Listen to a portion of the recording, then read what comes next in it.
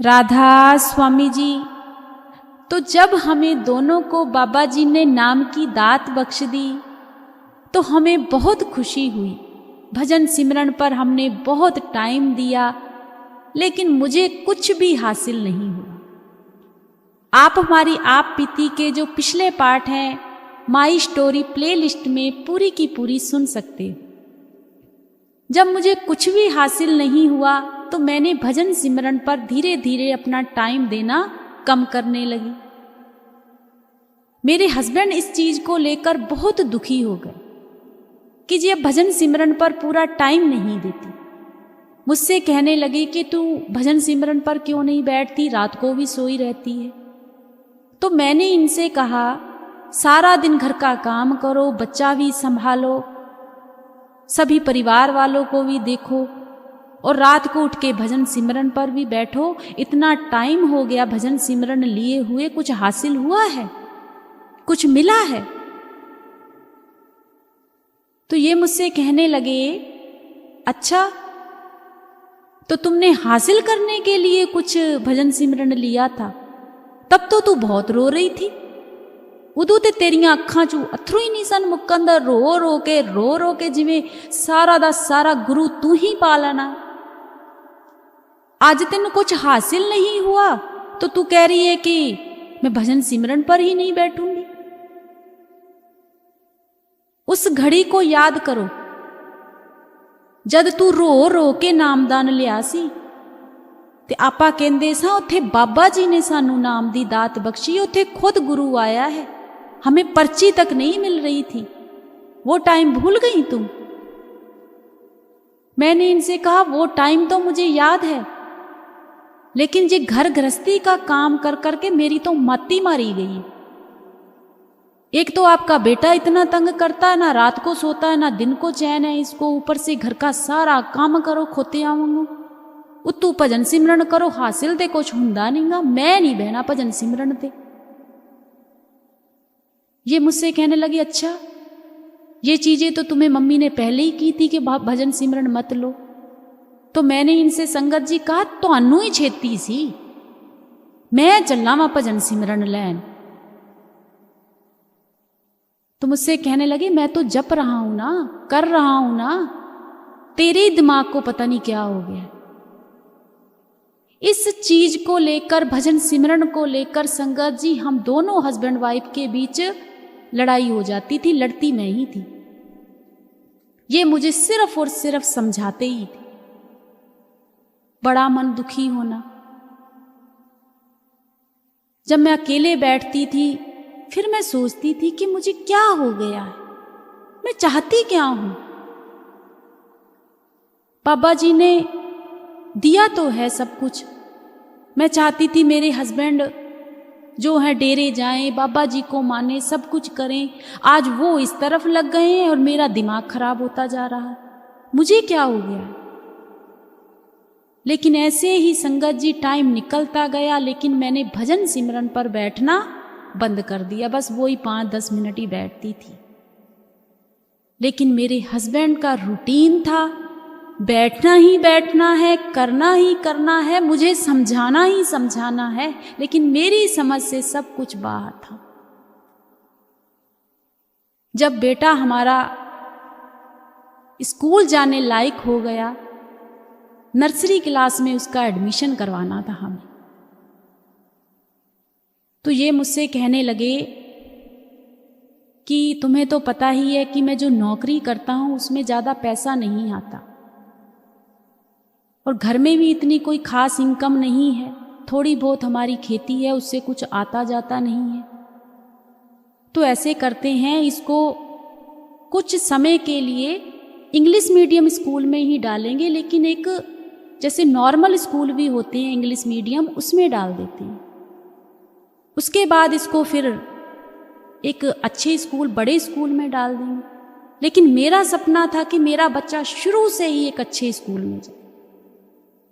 मैंने इनसे कहा बच्चा पढ़ने डालूंगी तो अच्छे स्कूल में डालूंगी, नहीं तो नहीं डालूंगी। तो ये मुझसे कहने लगे समझने की कोशिश किया करो, हमारी इतनी इनकम नहीं है, जितनी मेरी सैलरी है ना उतनी तो स्कूल की 1 महीने की फीस होती है। अच्छे स्कूलों की। जब इन्होंने ऐसा कहा संगत जी, मैं बहुत रोई। मैंने कहा जब तक हमारे बच्चे की जड़ ही मजबूत नहीं होगी, फिर उसे आप चाहे बड़े में डाल दो चाहे छोटे में डाल दो, फिर क्या फायदा? कोई फायदा नहीं है। माता पिता ने, मेरे सास ससुर ने भी कहा कोई बात नहीं बेटा, तुम झगड़ो मत, लड़ो मत, हम इसे एक अच्छे स्कूल में इसका एडमिशन करवाएंगे, चाहे कुछ भी। उसके बाद संगत जी ये भी कहने लगे कि तू रो ना, तू मन खराब ना कर, मैं जो मर्जी करा, मैनू अपने बाबा जी ते पूरा भरोसा है। मैंने कहा मैनू ते नहीं गा भरोसा। मैंने ऐसे ही कहा। ये मुझसे कहने लगे मैं उसे एक अच्छे ही स्कूल में अब एडमिशन करवाऊंगा। जब अच्छे स्कूल में उसका संगत जी एडमिशन करवाने गए, वहां भी अच्छे खासे पैसे लगते हैं। कैसे कर करा के मेरे हस्बैंड ने मेरे बच्चे का अच्छे स्कूल में एडमिशन करवा दिया। लेकिन ये मुझसे कहने लगे कि अब अच्छे स्कूल में एडमिशन तो करवा लिया है, लेकिन जहां मैं जॉब करता हूं वहां इतनी सैलरी नहीं मिलती, बच्चे के भी खर्चे हैं, घर के भी खर्चे हैं, अब मुझे कुछ और सोचना पड़ेगा। तो मैंने कहा कि अब क्या करें? तो ये कहने लगे कहीं अच्छी जॉब देख लेता हूं, कहीं और देख लेता हूं। मैंने कहा ठीक है, देख लीजिए। अब इन्होंने कहीं और जॉब देखनी शुरू कर दी। वहां भी सैलरी ठीक थी, लेकिन इतनी नहीं थी, लेकिन उससे थोड़ी ज़्यादा थी कि बच्चे की हम फीस भी दे सकें और थोड़ा बहुत अपना घर का खर्चा कर सकें। लेकिन इतनी भी ज़्यादा नहीं थी कि हम सारे घर के खर्चे उठा सकें, कहीं अगर हम जाना चाहते हैं, कहीं कुछ कर सकते हैं, वो कुछ नहीं था। बहुत मन दुखी होने लगा। एक दिन इनका मन बहुत उदास, बोल नहीं रहे थे, तो मैंने इनसे कहा क्या हुआ है? उस दिन मुझे भी लगा कि मैंने गलती की है, मैं अपने बच्चे को एक छोटे स्कूल में ही डाल देती। मैं भी रोने लगी। ये मुझसे कहने लगे कि तू रो नहीं, तू गलत नहीं गी, तू सही है अपनी जगह पे, तू भी बिल्कुल ठीक है। अगर आज हम अपने बच्चे का भविष्य नहीं बनाएंगे, उसे अच्छी पढ़ाई नहीं देंगे, तो कल को वो वैसा ही बनेगा। अगर आज हम उसे एक छोटे से स्कूल में डाल देते तो हम फिर सोचते कि कोई बात नहीं, अब यहीं पढ़ रहा है, यहीं पढ़ने दो। तू अपनी जगह गलत नहीं है, तू एक माँ है, तू भी सही सोच रही है। किस्मत तो हमारी खराब है कि हमें मालिक ने इतना दिया नहीं। जब इन्होंने ये बात कही संगत जी, मेरी आंखों से आंसू आ गए। मैंने बाबा जी से कहा, बाबा जी ये भी कोई जिंदगी है? एक बेटा है हमारा, छोटा सा हमारा परिवार है, लेकिन हम इतने छोटे से परिवार के भी खर्चे नहीं उठा पा रहे, इतना भी नहीं दिया आपने हमें। लेकिन मेरे हस्बैंड मुझे हमेशा हौसला देते थे, हमेशा हौसला देते थे। ऐसे ही समय निकलता गया। मेरे बच्चे ने नर्सरी भी कर ली, LKG भी कर ली उसी जॉब में। लेकिन खर्चे बहुत बढ़ गए थे, बहुत ज़्यादा खर्चे हो गए थे, क्योंकि कहीं आना जाना भी होता था, माता पिता भी थे, सब कुछ था। खेती इतनी ज़्यादा नहीं थी, कुछ नहीं आता था उसमें से इतना। एक दिन सारा परिवार बैठा हुआ था, तो ये सारे परिवार के बीच में कहने लगे कि क्यों ना हम अपना कोई बिजनेस कर लेते हैं, कोई काम कर लेते हैं, तभी कोई फायदा हो पाएगा। इतनी सी मिडिल क्लास लोगों की कोई लाइफ नहीं होती, जहाँ तो गवर्नमेंट जॉब हो, जितनी हमने पढ़ाई की है उस हिसाब से भी हमें उतनी सैलरी नहीं मिल रही। तो माता पिता कहने लगे, बेटा क्या विचार है तुम्हारा? तो ये कहने लगे कि मेरा ये विचार है कि हमारी जो ज़मीन है हम उसको बेच देते हैं, कुछ अपना काम कर लेते हैं। जब यह बात कही, हमारे जो पिताजी थे वो तो कुछ नहीं कहा, लेकिन मेरी जो माता थी और मैं थी, इस चीज को सुन के मेरे होश उड़ गए कि अगर इतनी सी जमीन भी हमारी बिक गई फिर तो समझो हमारे पल्ले कख भी नहीं रह जाना, फिर तो गए काम से, फिर तो आ गए हम रोड पर। मेरा बड़ा मन दुखी हुआ। अब भजन सिमरन वहां कहां सूझ रहा था, भजन सिमरन तो एक पासे ही रह गया। लेकिन ये अपने भजन सिमरन पर टाइम देते थे। अब मैं तो वहां से उठकर अपने कमरे में आके रोने लगी कि होन कुछ नहीं जे हो सका, होन तो जो कुछ हैगा जे ना वो भी चले जाना जे। पता नहीं मेरे कर्म कित्थे बह के बाबा जी ने लिखे से, कुछ समझ में नहीं आ रहा था। उसके बाद संगत जी 2-4 दिन ऐसे ही हमारे घर में बातें चलती रहीं, लड़ाई झगड़ा भी होता रहा। कुछ जमीन बेच दें, ये कर दें, वो कर दें, लेकिन मैं राजी नहीं थी। इसी बीच इन्होंने किसी एजेंट से बात कर ली, पैसे ठीक मिल रहे थे। मैंने इन्हें बहुत समझाया कि नहीं, हम जमीन नहीं बेचेंगे। तो ये मुझसे कहने लगे अगर जमीन नहीं बेचेंगे, अगर हम आज अपना कोई काम काज नहीं करते ना, तो फिर तू पढ़ा ले वड्डे स्कूल च अपने मुंडे में। बैठी रही फिर। चलो ठीक है।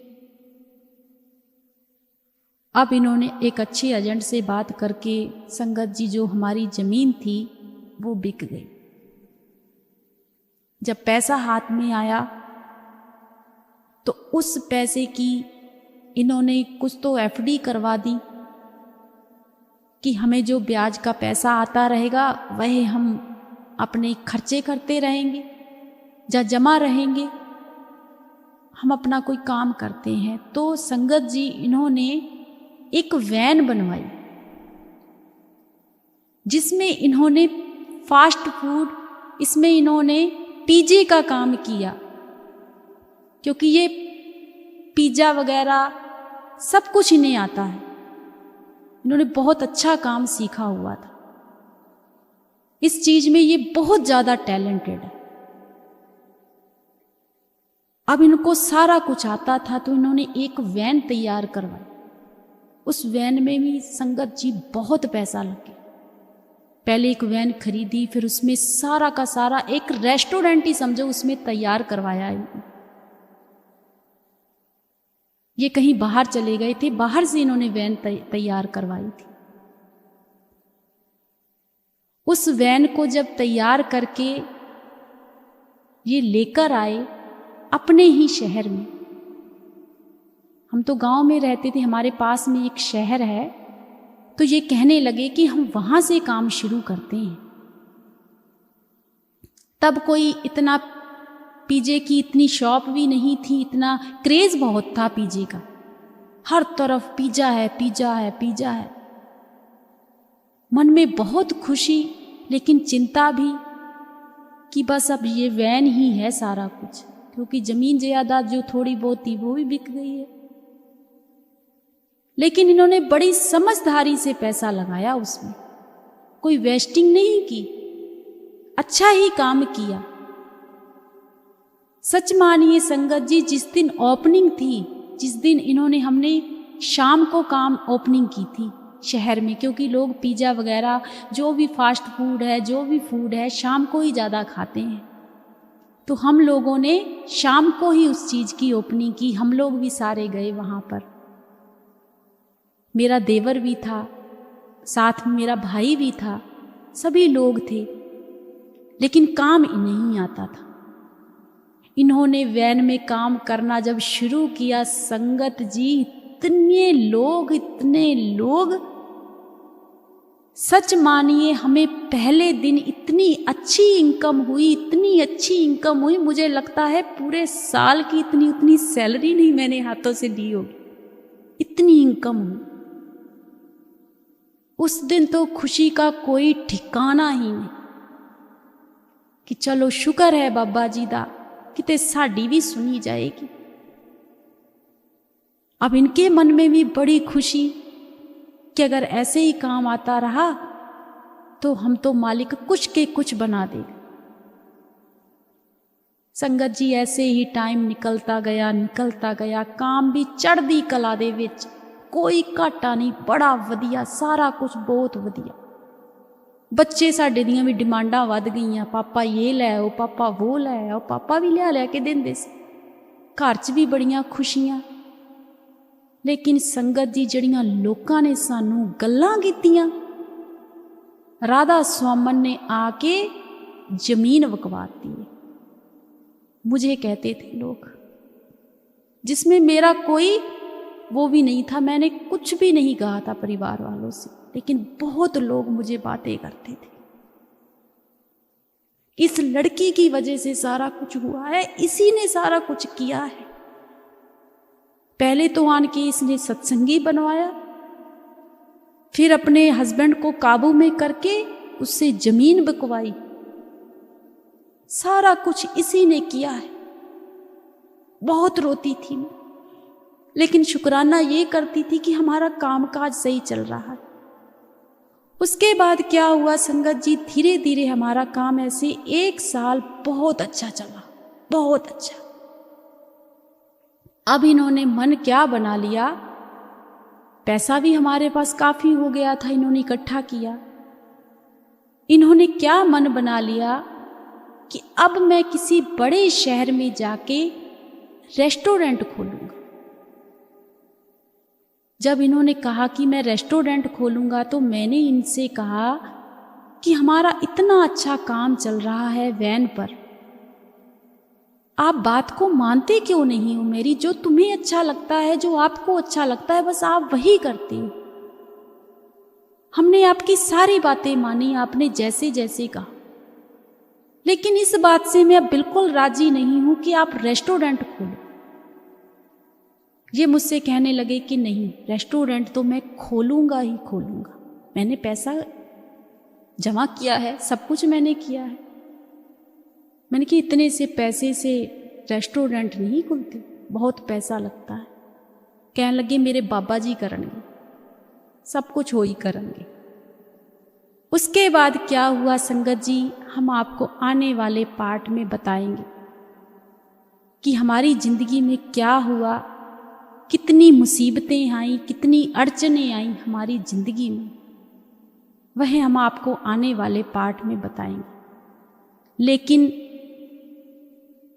हम कह तो देते हैं कि हम बाबा जी को बहुत मानते हैं, हम राधा स्वामी हैं, हम सत्संगी हैं, पर पता नहीं लोग बाबा जी को भी इतनी बातें करते हैं, जो बाबा जी के साथ जुड़े होते हैं उनको भी इतनी बातें क्यों करते हैं? जो बेटियां बाबा जी को प्यार करती हैं, उनको मानती हैं, दुनिया उनको इतनी बातें करती है, इतनी बातें करती है, कहते हैं सब कुछ होता ही इनकी वजह से। यहां पर हम गलत हैं। होता वही है जो हमारे भागों में लिखा है, जो हमारे कर्मों में लिखा है।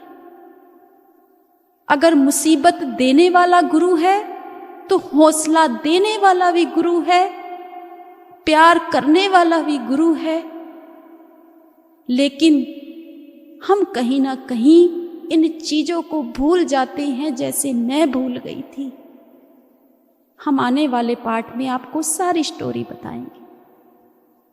आओ सारी संगत मिलकर बाबा जी की याद में एक प्यारा सा भजन गुनगुनाते हैं।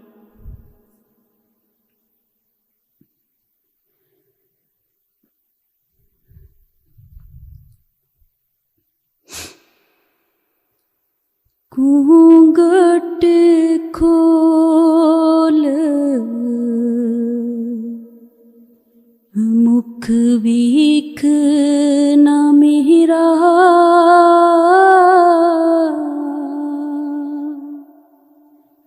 ऐब न मानी दिक जियो यार,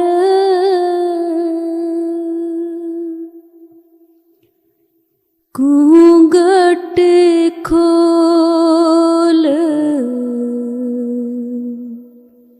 मुख भीख न मेरा,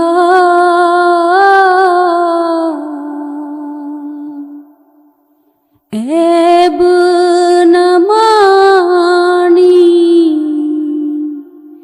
दिक्कजियो यार,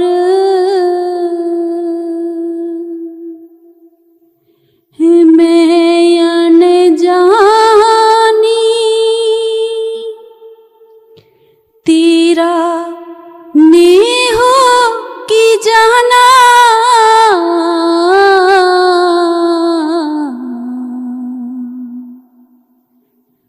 मैं अनजानी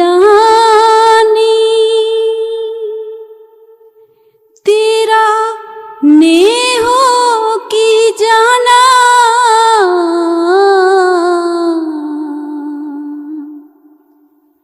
लावण दा नहीं चजियो यार,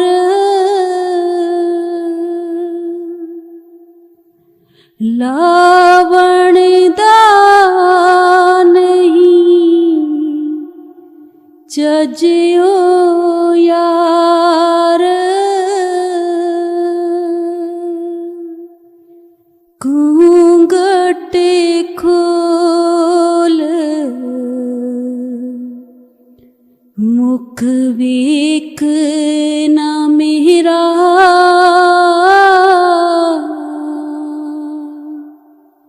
ऐब न मानी दिक्कजियो यार। राधा स्वामी जी।